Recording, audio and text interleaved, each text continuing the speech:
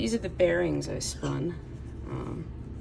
They kind of squished and the copper flaked off all over the inside of my engine. And she is now apart for a rebuild. Motion detected at the side door. These were inside my Motion detected at the side door. oil rings on my pistons.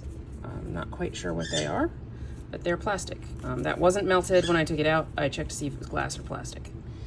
And now I'm probably gonna need new oil rings. But these are Clevite 77s, and they, I mean, none of my rods broke or anything, but these definitely shredded apart inside my 91 Suburban 454. So, be going to the machine shop tomorrow.